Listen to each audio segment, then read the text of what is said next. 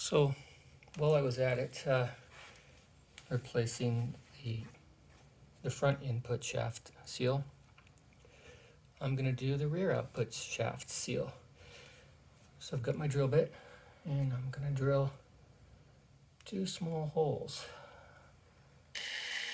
about halfway from the middle housing. There's kind of a rim around there that you can shoot for. You don't have to go very far.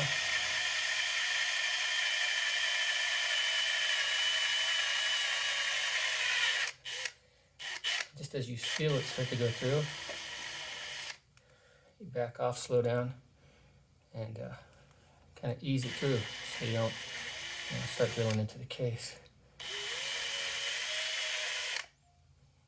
And so you kind of want to walk inside. Kind of got to find that happy medium, that happy place.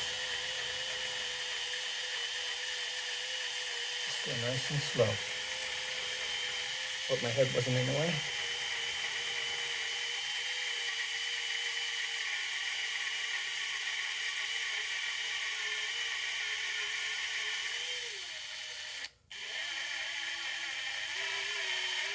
All right, see? Nice and slow through the last part of it. And I really apologize if my head was in the way. I was getting down there trying to really see where I was going and making sure I was drilling a hole that was straight. So I'm just going to use the same screws that I used for the front output shaft seal. It's always good to have rags nearby. There's always oil on things. All right, so we're just going to ease these puppies in. Only have to go in a little bit.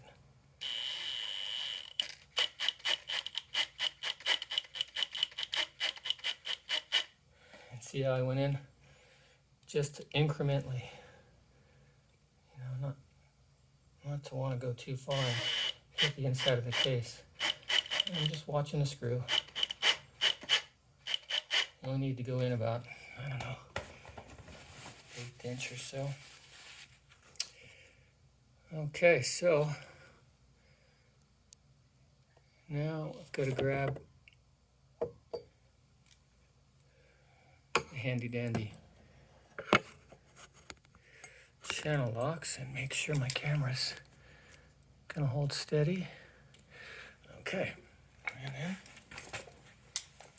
I've got a little bit more room on this side, but we're gonna take this, grab onto the screw, tap, tap, tap.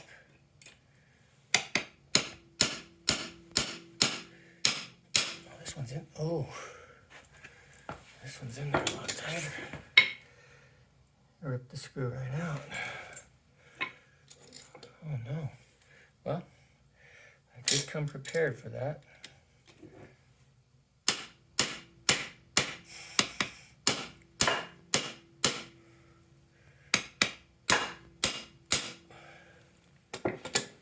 Alright. So it's not gonna want to budge, is it? Seems like it might be coming a little bit. Let's see if we go in a little further.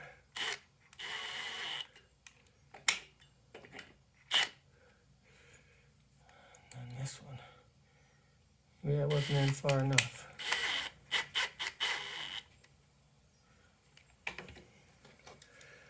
All right.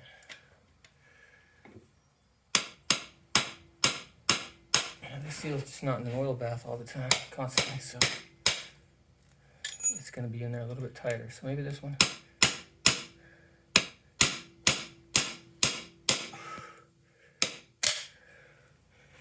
It's totally deforming the seal. It's in there so tight. Wow.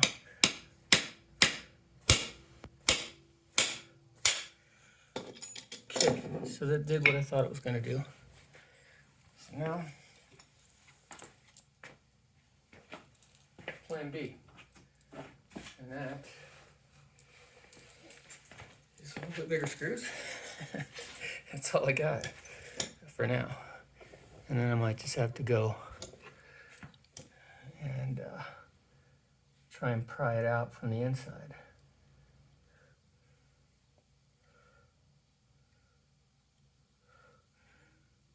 All right, here we go.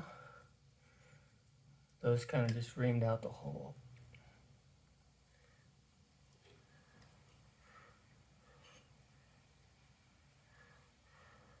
Just kind of got to press a little bit while you're twisting.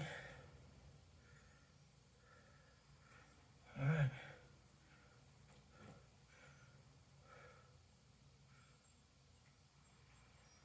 And that's that. Let's see if we can do that. Do the same thing with these as we did. Let's see if I can do something like this.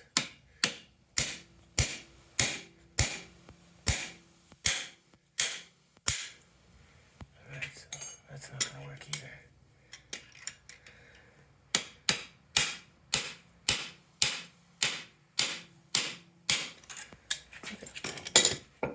Alright, so I'm not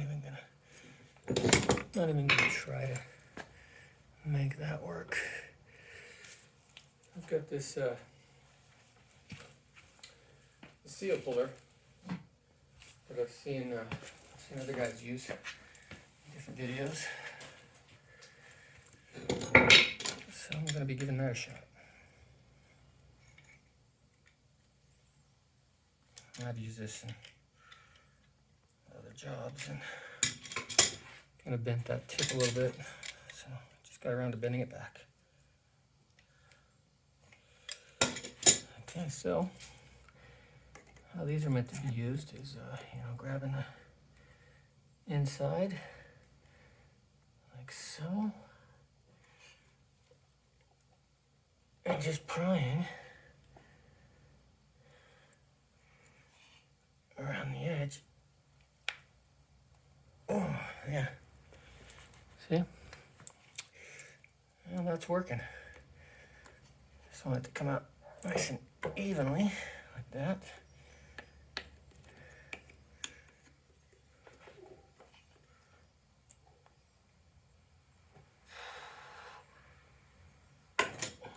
And a little bit of fluid. Like I said earlier, it's always good to have rags nearby. All right, so that seal is out. Now I need to just wipe out the excess fluid that wants to drain out of there. A little bit of metal from the drill holes.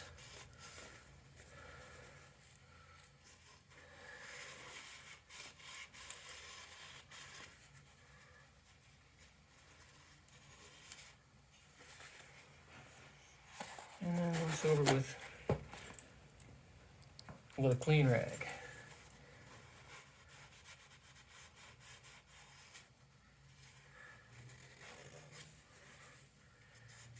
Looks like the drill bit or the screw kind of nicked the inside a little bit, just a tiny bit.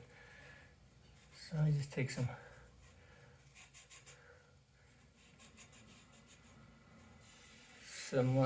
emery cloth or Scotch-Brite like I've got.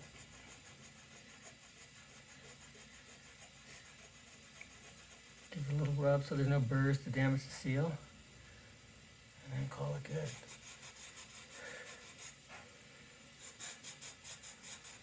Yeah, the outer part of the seal was corroded, so that's why. So I'm going to clean this up a little bit and then come back at you.